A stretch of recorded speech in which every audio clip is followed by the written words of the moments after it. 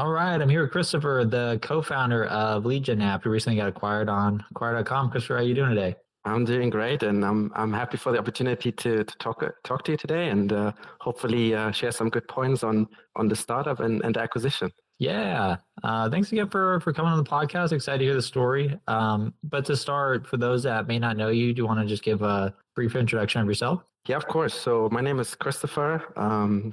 I am co-founder of LeadGen App, as you said. My professional background goes back, let's say, 10 years ago. My main skill is search engine optimization. So that's how I started in digital marketing. I started different businesses, an SEO agency, search engine optimization agency, LeadGen App, the SaaS business, fairly soon after that or along with that at the same time. And that's also the business I stuck with for all those years up until now, up until the acquisition. I'm originally from Germany. I live in the UK for about 8 years in London and built the business, the companies here.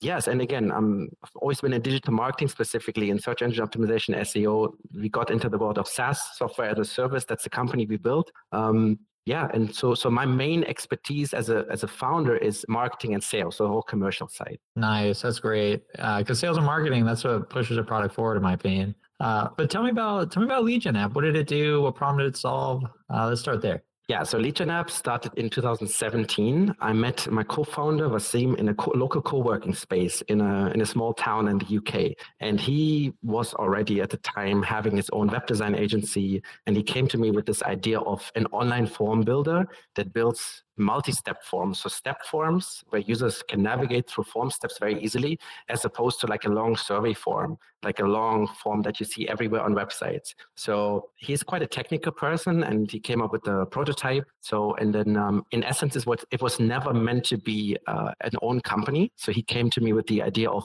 using it for his own clients, just to collect information and to use the form internally.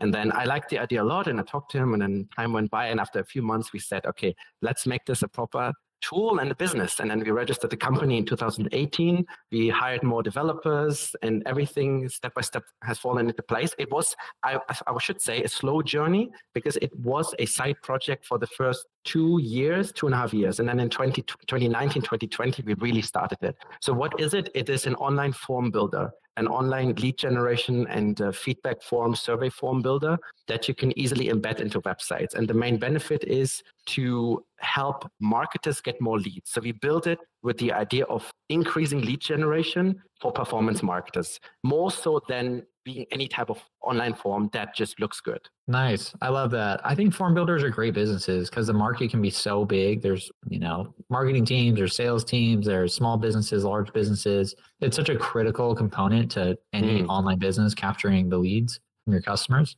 Tell me about how you got the first customers. What did that look like? Was it SEO? Was it cold email? Yeah, interesting question. I think the very first customers came from Facebook groups. So what we did is we joined a lot of marketing groups on Facebook, and then we put some posts out there. We need advice on our new startup, on a new product. And people liked it because we didn't phrase the questions as in we want to promote ourselves. It was more like generally asking for feedback. But while doing that, people liked it. And it was those marketing or startup Facebook groups. And then we got our first free signups from there.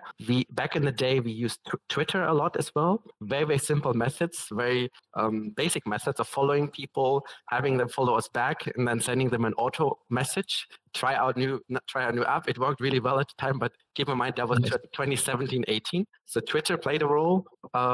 What else can I say? Referrals, word of mouth, like the customers that were already working with us in our agency models. So very much the old school traditional methods of looking who's around you, who are you already working with, and then more and more we did SEO. SEO came like in year 2, 3 very heavily. Nice. Yeah. If you were talking to a friend, he said, "Hey, Christopher, how do I get my first customers?" What advice would you give to another founder? Would it be kind of hustling on social media? Would it be try everything? What do you think you'd say? So we talk purely about SaaS or also service models? What type of? You pick or do both? Yeah. So I think it largely depends on the model, I would say. In a software as a service model, I think a good idea might be just try ad campaigns straight to the audience that is your dream audience that needs your product. So it doesn't hurt to put some budget into a nice landing page that exactly addresses the need of what it is you're solving, and then paying into ads as a test campaign, maybe for 1 or 2 months, to get the idea, does it get traction? Does it convert? Do people sign up, engage? I would do that. I would do the quick things, as in straight away get feedback if something hits a nerve and gets traction. What I would always do is what I think in sales is called the power base, like people that are already in your circle, such as like friends, acquaintances, co-workers, people in a co-working space around you, people that are close that you already know and have trust with. Ideally, if they can benefit from your product. It doesn't work with like a highly specific product, but let's say you have a service to offer. I always recommend go to who is closest to you and start there, versus fishing for customers that have never even heard about you. But that only applies to, let's say, maybe more so marketing services, design services. Speaking of SaaS, I would say like ad campaigns, actually more so than search engine optimization, although we have done more the SEO route. Those are great tips. Yeah. I love the small circle of influence tip, because in the beginning, you just need that spark to, I call it closing the credibility gap, because in the beginning, no one's going to trust you. You don't have any users, you don't have any reviews. So the faster you can close that gap, I think the better. And go to friends or someone in your network. I think that's a great tip. And I think in sales, it's all about taking someone from a stranger to become a customer, right? And then I always visualize this journey from, okay, on the one end, you have a stranger. On the other hand, you have a customer that trusts. These are like the two polar opposites. And I'm thinking, why start with the complete stranger where you need to build trust, have many touch points, start with someone who's close, more to the other end, that may already either know you or even better trust you, or even better already has worked with you in some other capacity. That's such a great way to look at it. Like the view of, I trust you, I don't trust you. Yes. Like, who do you know today that's kind of in the middle or closer to the trust zone, or whatever you want to call it? That would be like a killer like infographic or blog post. I love that. Thank you. Yeah. I think sales and providing a service or product is all about trust ultimately, especially nowadays when we don't know what to trust anymore with AI and for example these other trends. That's so true. Yeah. That's a great tip. I love that. Thanks for sharing that. Okay, you got customers, you got product market fit, things are going really well with LeadGen App. What made you want to ultimately sell the business? I think a number of reasons. One is that we had too many things going on, as in too many different business models. So my co-founder had a web design agency. I had with him an SEO agency, and then we had the SaaS as well. And then on occasion, I also had done SEO consulting, but packaging it together, maybe three big things. And the SaaS needed a lot more attention to really see it succeed to a big level. And we couldn't really do that. So we couldn't give it what it needed, we felt. The second reason was it was also a bit stuck. Like we had decent growth in the first years, and then it hit some sort of a plateau. And it's not a good feeling to be stuck for too long. Then you need to think, oh, what do we do now? Do we really go all the way in, pivot, do something slightly different, or move on? I should add to that, the business itself, the numbers always grew very nicely, even in the last years, but through other revenue streams. So we monetized the company by adding new revenue streams. We got a little bit creative through our SEO, and we're selling other related services. The SaaS was a little stuck. And I think it was healthy to take some action. And combining that also with the fact that there's other things going on, I think was definitely the right thing to do to sell it. I mean, that makes a lot of sense. And I hear that way more than you probably expect. You know, a ton of different things going on. There's a new startup I want to potentially sell. That's actually the most common reason for founders that I personally work with that are looking to sell. They are literally already working on something else. And so it makes sense. You know, you have something that can't get all your attention. It's a perfect time to find a buyer. Tell me about the acquisition process. You list on acquire.com. The first week, did it meet your expectations? How many NDAs were signed? Give me like the 2-minute overview there. Yeah, so we found Acquire, I believe, through a friend. That was how we got to know about the brand. So the idea of selling the business got clear in the middle of 2024, I would say, in summer. Then we kept it more or less open. We didn't do much, and I talked to a few friends, and then one other founder friend recommended me Acquire, just, I guess, from knowing about you. He also didn't sell any company yet.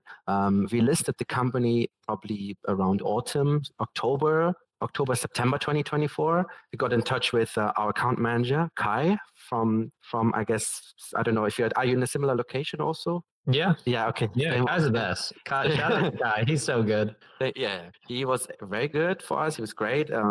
What I really liked was the professionalism. If I was going to put it on one word, that's what stood out for me. He was always professional. He was quick to respond. He knew about the seriousness and the importance of this acquisition. So sometimes, like, you work with a lot of vendors or suppliers, and sometimes I feel, yeah, it's more like transactional, it's more casual. And I felt here it was very much, yeah, we knew what we're doing here. This is a big thing. So I like that attitude and that style of working with him. How many NDAs? How many? So yeah, we got a lot of interest, I would say. We got, difficult to remember the exact number, but close to 100, 50 to 100 or even more people that submitted the NDA. Nice. Something like that. I don't really remember. Let's say 50 to 100 or 50 to 150, rough range. How many calls did we have? Probably 15 to 20 unique interested buyers. How many serious people? 6, 7 maybe. And then it narrowed down. We got one offer in January. We were in a due diligence phase, and that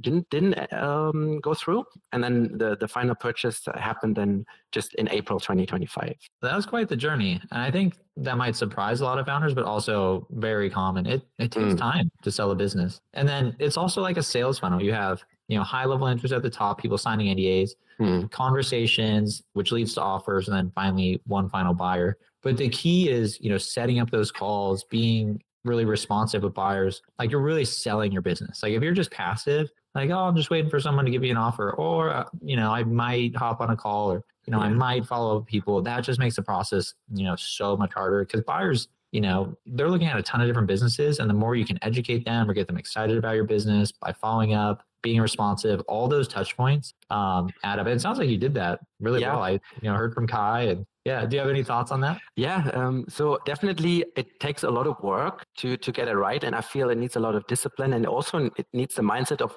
not making any mistake. I feel that was the mindset that I had, as in, okay, it's going to be hard. People will ask you tons of questions, hard questions, and no matter what, always answer them was my mindset. So the mindset was, like, for example, the due diligence phase takes a lot of effort, I guess probably in general for any founder, because the business is going to be screened from top down. Everything needs to be looked at. And my mindset was just to stay on it, and just to answer all the questions that come in, no matter how, and maybe let's say even annoying it can be, just because of how much the demand is. The demand, okay, now we need this, now we need this. And ultimately, it pays off though. Like, I think maybe generally sometimes people that work in the digital marketing space, like me, we often forget how much effort things take for, let's say, in the real world or for real business deals, because everything is so instant these days. So for me, it was a nice break from that world where, okay, I can quickly acquire a new customer, I can quickly launch a new ad.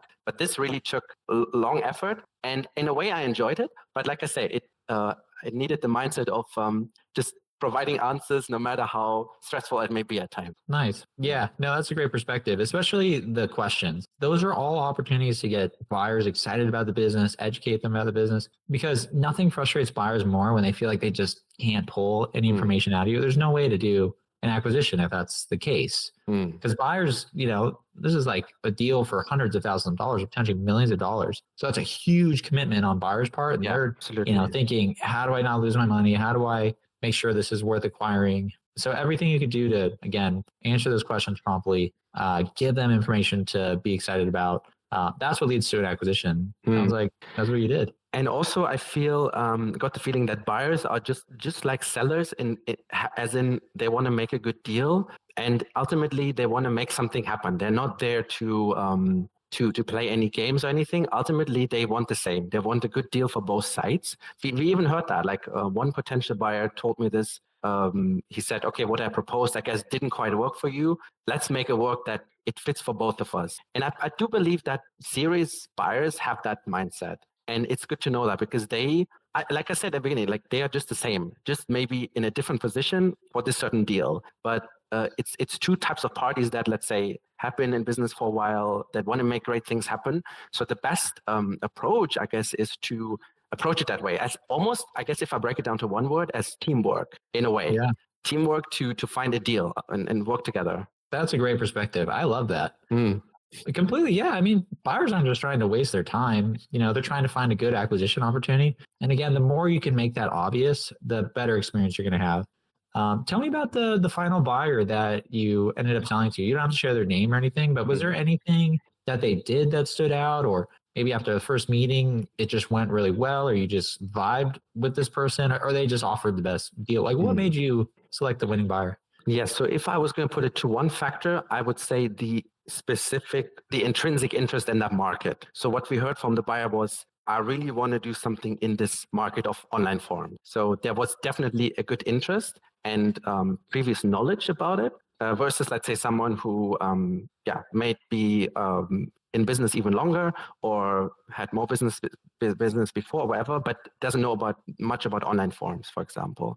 That was the key criteria. And at the end, we had two potential buyers exactly at the same time. And both of them, I think, could have been great. And we ended up saying to both, okay, this is the offer that's on the table. And we kind of said to the one buyer that ended up getting it, we'd like to do it with you, preferentially first, because you told us you want to do something great with online forms and you have a plan. So that was the main factor, I guess, maybe as a tip for other founders or sellers of companies. That could be a good reason on who to work with if they have a plan on what to do next. And also, I think a second, or possibly even a big reason, like a real big reason, is do they want to keep things intact? Like, do they want to keep the team? Because we did feel some obligation to make sure the team stays on, right? So, and all that packaged together sounded right with the buyer. Yeah. I mean, that just means this buyer is going to be easy to work with, and you're not selling the business to someone who has no idea what they're doing, because that's a real concern.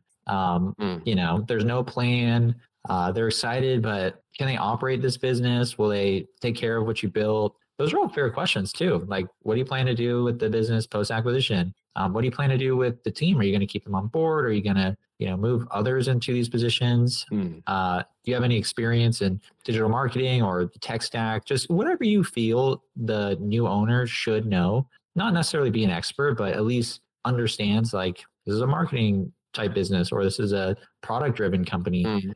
That's just going to make the closing just so much easier. So, I mean, makes complete sense. Yeah. And one thing I could share that was maybe a little bit tough for me was to really sense who was really serious about it. Because you can be interested, quite interested, but that's still different to someone who's really like, yes, I want this business. I'm very serious. That was a little tough for me to figure that out. As you said earlier, it's a big thing to buy a business for lots, like big deal numbers, right? So it makes sense that there's always going to be the hesitation. But I haven't quite figured that out yet. Let's say in the future, if I sell business again, how to differentiate someone who's really interested versus someone who's just medium interested. Maybe have you got a thought on that? Like how to filter that out?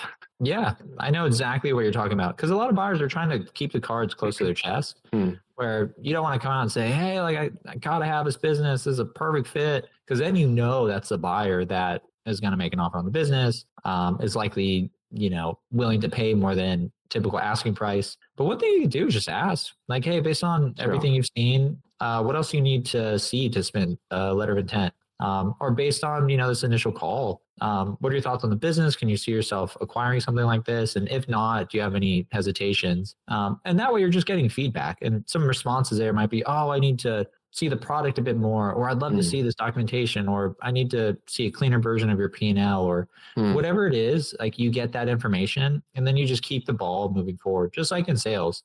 There's an acronym I love using called BAMFAM, which is after every call that goes really well, see if you can book a meeting from a meeting. So a call goes really well, you can say, hey, I enjoyed our conversation.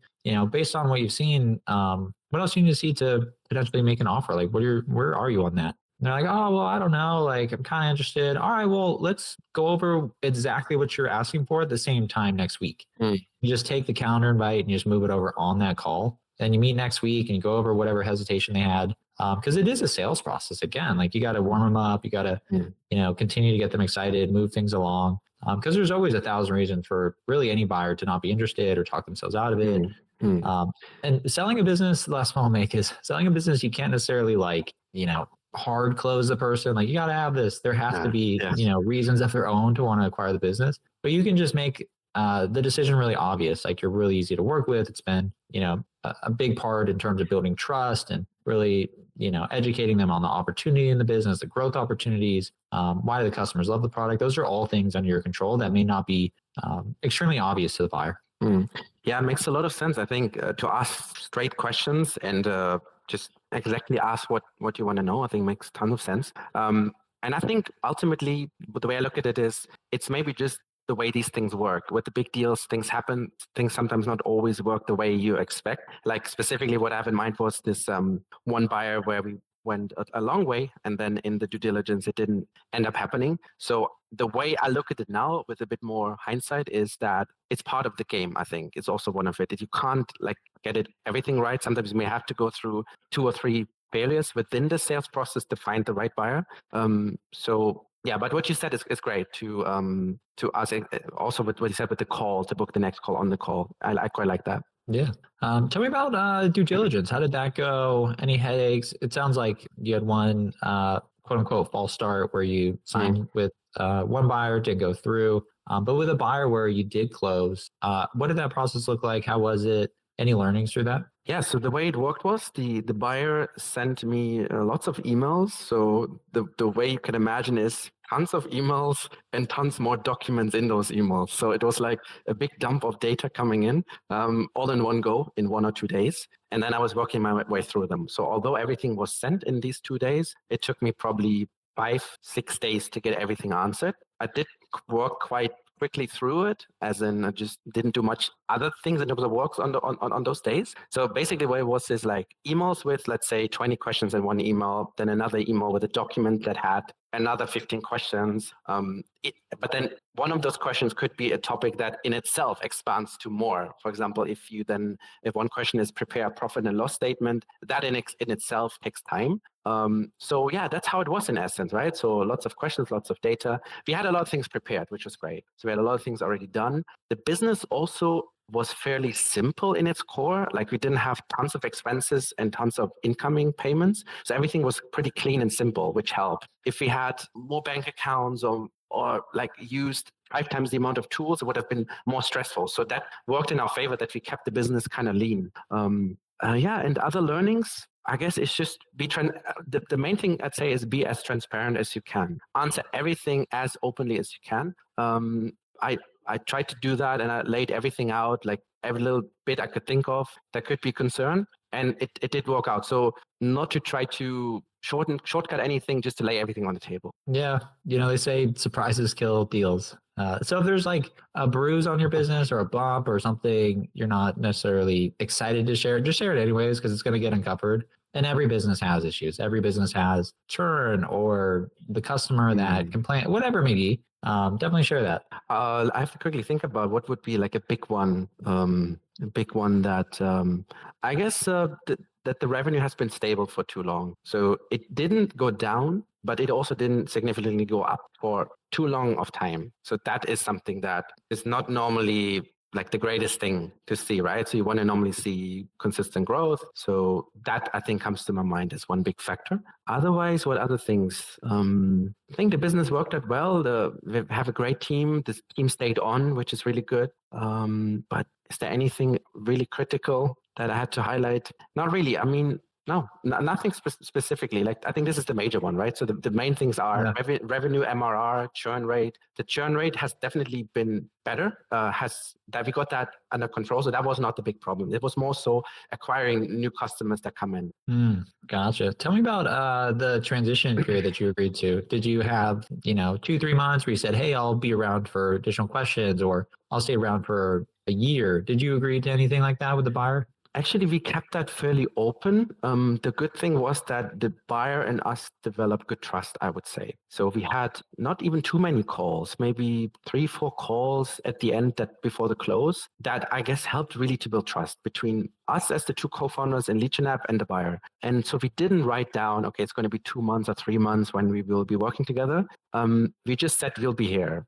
We're not going to run away. We'll be here. Any questions you have after the sale, just email me. And what's happening now is we still have a few email exchanges, but maybe once a week, once every 2 weeks. So it's fairly simple. And I would have also expected that to be more maybe formally written down, like, okay, we do 3 months transition and you guys stay on a little bit more. For some reason, I guess, again, also here, I would say the keyword is trust. Trust helped to not overthink it and just to say, okay, if you have questions, come to us. But we didn't really have a transition period. Yeah, I think the key word there again, like you said, is trust. It typically is documented and formalized in my experience. We're going to do a 3-month transition each week. You're going to work 10 hours, and that's just a range. Just be available for questions or help me understand how support works, the product works, whatever it may be. Typically it is. But since you built so much trust with a buyer, that is, the biggest thing you could do in an acquisition. Because again, it's a big acquisition and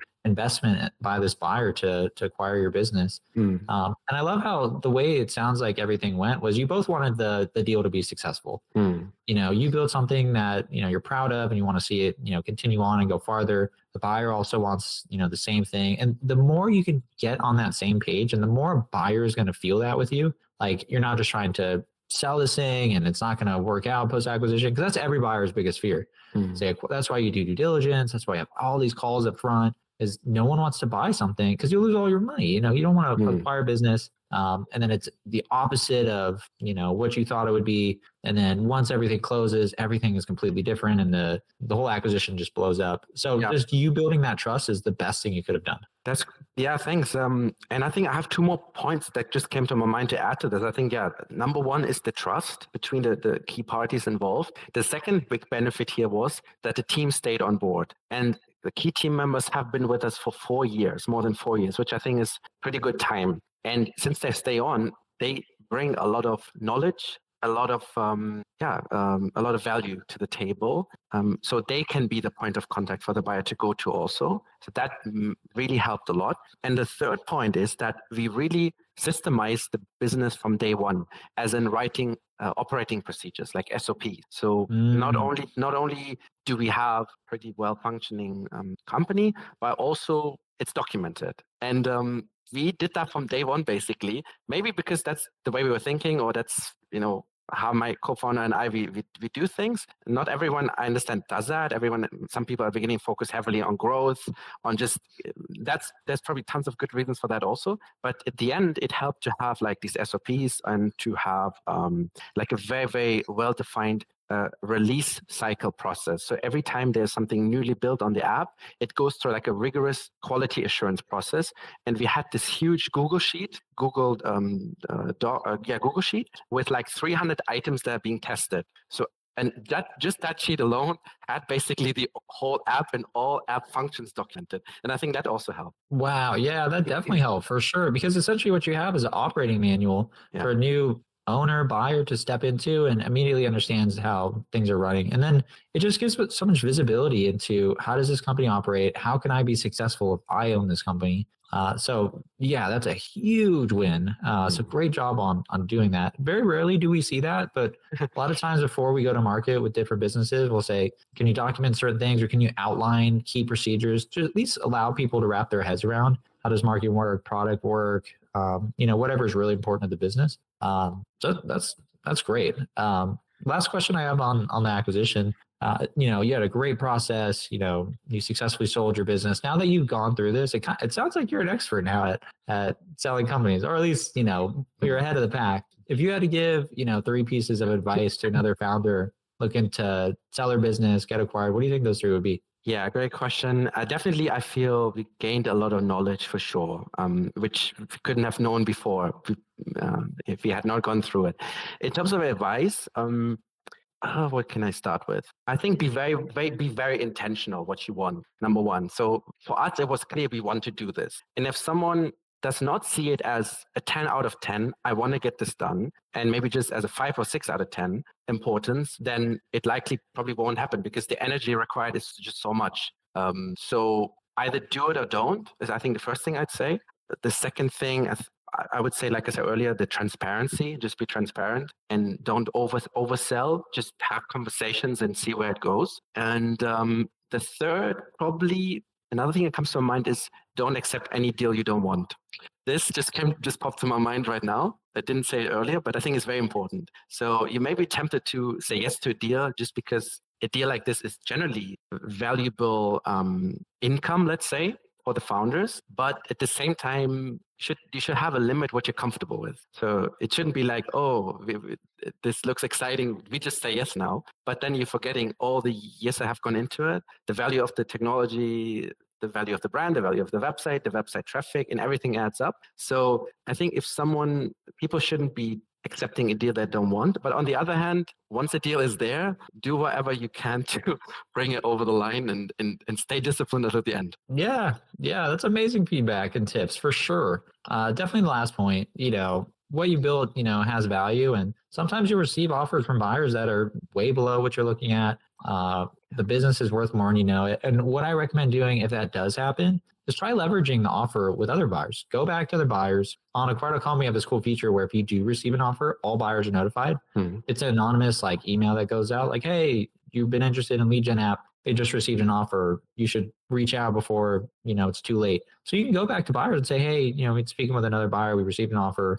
Would you be interested in submitting an offer? Do you see yourself getting there? And so you can leverage that to, get other buyers interested. And that can sometimes create some momentum. Yeah, and we did that also from time to time, re-engage with a few people. I even re-engaged with a few people after the sale where I informed them now that we did this because we spent quite some time with them. So, but that's another obviously matter. But I'm just saying it in the sense that the whole process helped us build interesting relationships and then even follow up with the people afterwards. And we did follow up with potential buyers in the process, yes, through the platform, and which we found definitely great. And like I said at the beginning, the whole process with Acquire was extremely helpful, and we would have never found access to such a good buyer pool for sure. So we're really happy to have done it with Acquire. Right on. I love to hear it. Christopher, tell me, what are you working on next? What's next for you? Yeah, so next is going to be, my focus is going to be on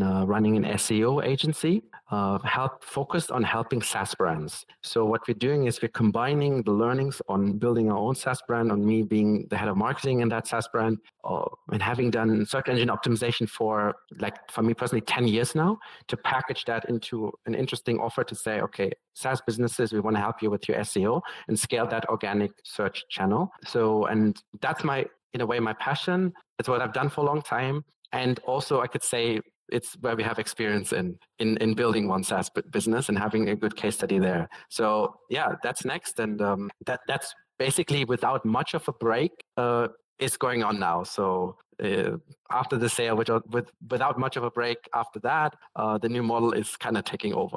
Right on. Well, I'll be sure to put your new company in the show notes in case anyone needs help with SEO and help growing their company. Thanks so much for coming on the podcast. Huge congrats on the acquisition again. If people want to follow you online and hear more about your story, where can they find you? They can find me on LinkedIn, Christopher Lier, my profile on LinkedIn. And I think, look at our website, linkpanda.co. So the SEO agency brand is called LinkPanda. That will be the best places. All right, Christopher, appreciate you coming on. Yeah, thanks so much, Andrew. Really nice. Cheers. Take care.